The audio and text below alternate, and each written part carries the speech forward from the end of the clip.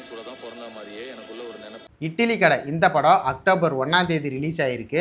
இந்த படத்தில் Dhanush, Nithya Menon, Arun Vijay நடிச்சிருக்கிறாங்க.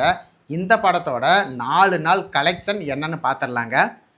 First day collection 11 கோடி ரூபாங்க. செகண்ட் டே கலெக்ஷன் 9.75 கோடி ரூபாங்க. தேர்ட் டே கலெக்ஷன் 5.5 கோடி ரூபா. ஃபோர்த் டே கலெக்ஷன் 6.15 கோடி ரூபா. இந்த 4 நாளோட மொத்த கலெக்ஷன் 32 கோடி ரூபா. இட்லி கடையோட பட்ஜெட்டு 104 கோடி ரூபா. இந்த படத்தை எடுக்க மட்டும் 104 கோடி ரூபா செலவு பண்ணியிருக்கிறாங்க. இந்த படம் தமிழ்நாட்டு மட்டும் இல்லைங்க, வேர்ல்டு வைடாக ரிலீஸ் ஆகிருக்கு. அந்த வேர்ல்டு வைடாக மொத்தம் 4 நாளில் எவ்வளோ கலெக்ஷன்னு பார்த்துடலாங்க. வேர்ல்டு வைடு 4 டேஸ் கலெக்ஷன் 43.50 கோடி ரூபா. ஓவர்சீஸ் கலெக்ஷன் 5.10 கோடி ரூபா. இந்தியா கிராஸ் கலெக்ஷன் 38.40 கோடி ரூபா. இந்த படத்தில் தனுஷுக்கும் அருண் விஜய்க்கும் எவ்வளோ சேலரி கொடுத்துருக்குறாங்கன்னா, தனுஷோட சேலரி 50 கோடி ரூபா, அருண் விஜய் சேலரி 8 கோடி ரூபா. அருண் விஜய் அவர் வாழ்நாள்லேயே நிறைய படம் நடிச்சிருக்கிறாருங்க.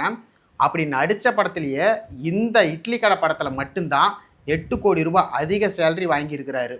இந்த பிக்சர் எந்த படத்தின் பிக்சர்னு சொல்லுங்கள். எத்தனை பேர் கரெக்டாக சொல்கிறீங்கன்னு பார்க்கலாம்.